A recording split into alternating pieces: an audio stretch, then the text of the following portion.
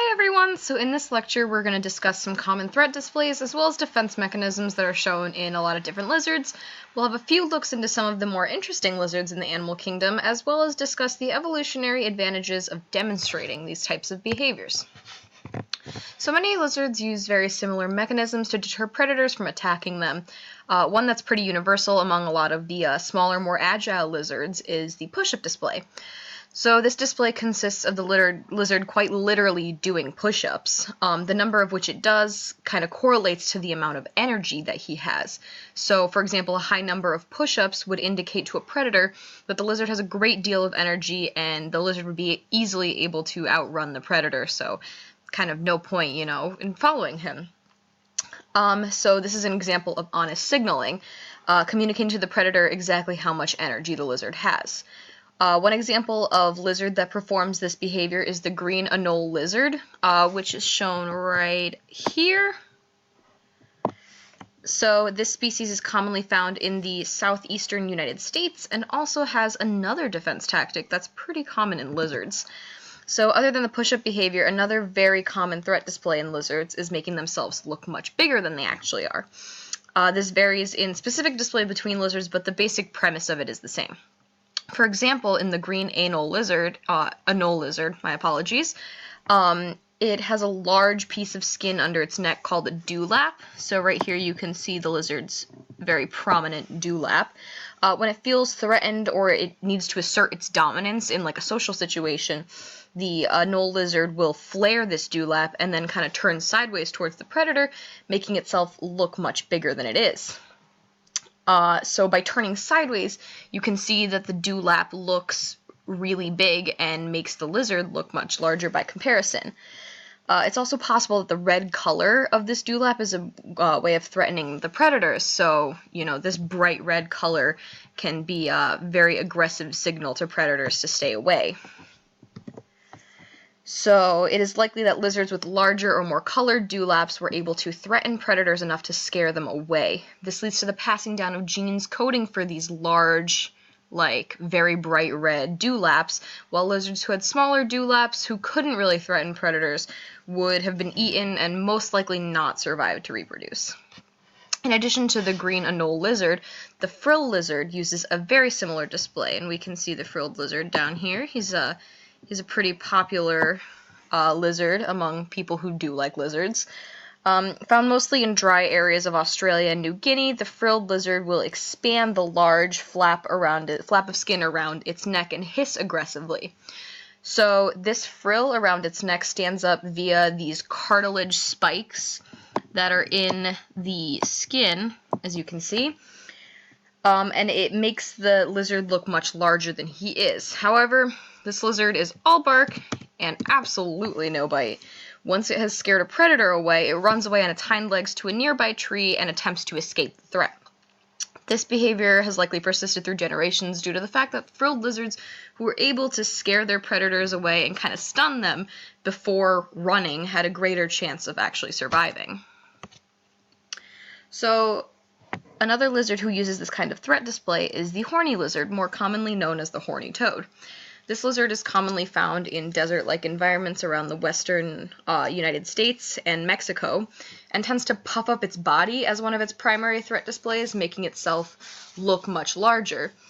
And it's theorized that this may be a threat or simply to indicate to the predator that it's too large to eat, kind of like a "you'll never swallow me" type of deal. So for these last few lizards, it appears that the ability to maintain a small body size, but also appear large when threatened, is the best combination of both appearance and behavior for the defense tactic. One of the other primary defense mechanisms of the horny toad is its famous horns.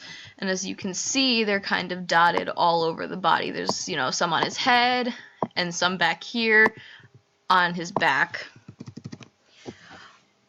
So it will often display these forward or kind of thrash them about and attempt to make itself look a lot more difficult to bite or swallow. So the more horns that the horny toad has on his body, the harder it is for a predator to bite down on him. So the sheer amount and size of the horns on the horny toad likely evolved because lizards who had much larger spikes were less likely to be swallowed by predators, thus allowing them to live to reproductive age and pass down the genes for these large, very spread out horns to their offspring. So one of the more unusual behaviors of the horny toad is the last-ditch effort that it makes to protect itself, and a lot of people, I'm sure, have heard of this one. When severely threatened, often by canines or larger mammals, the horny toad can squirt an extremely foul-tasting blood out of its eye to deter a predator. And some researchers have actually gone so far as to taste this blood, and have said that while it's not very foul-tasting to them, it takes a long time to get rid of the taste. But apparently canines aren't too fond of it. So it squirts this blood through the use of very thin-walled sinuses filled with blood located in the eye sockets of the lizard. So here you can see this swollen eye socket over here. So what the lizard does is it actually very quickly increases its blood pressure within these sockets, within these sinuses, causing them to break and for blood to eject violently from the eyes. This behavior can be repeated multiple times if the situation so calls for it. Even though this final defense mechanism can be very effective at deterring predators, it can only be used through the breaking of these inner sinus cavities. So, despite the seemingly painful and damaging costs shown over here, the benefits of, surviving to reproductive age and increasing its fitness have certainly outweighed the costs because of the fact that this behavior has persisted over time. Another very common defense mechanism found in lizards, mainly observed in geckos and skinks, is tail dropping. So the process of tail dropping is usually to serve as a distraction so that the lizard can get away, very similar to the behavior of the frilled lizard, where it will make itself look much larger and then kind of try and stun its enemies and then get away. So when the tail detaches, it continues to move around, typically in this violent thrashing manner, and this tail thrashing happens to usually attract the predator's attention, giving the lizard itself a chance to escape somewhere safe.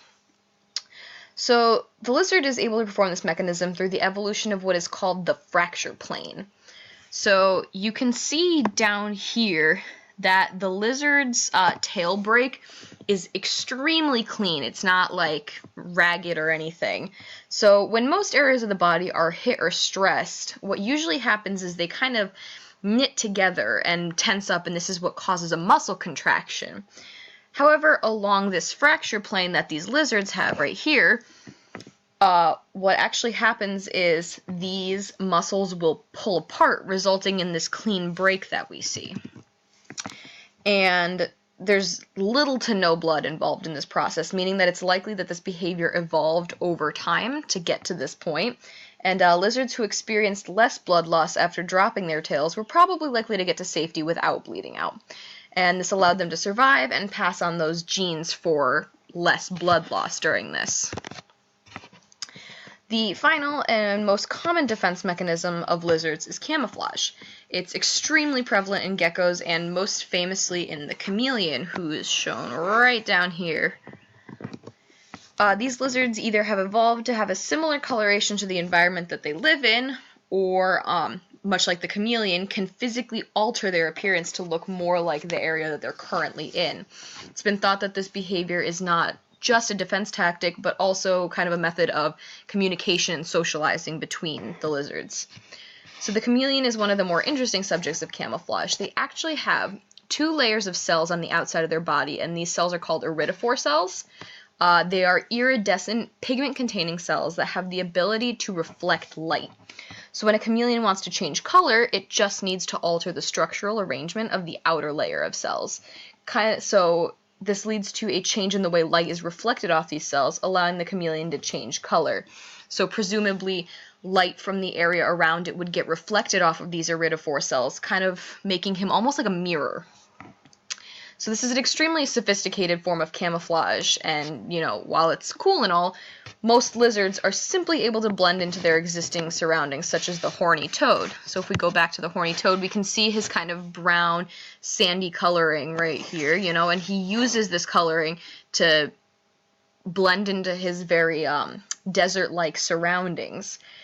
You know, with the rocks and the dirt and everything. And in addition to this, they will kind of burrow themselves under the sand, which further camouflages them also.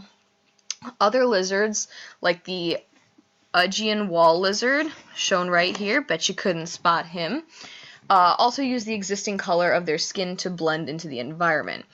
So there was a study done by Kate Marshall at the University of Cambridge, and she discovered that Augean wall lizards, who are most often found in areas with clusters of islands like the South Balkans or Greece, will actually choose to bask on rocks that more closely match the color of their own bodies. And so it's been shown that this kind of behavior allows them to stay hidden from potentially predatory birds flying overhead.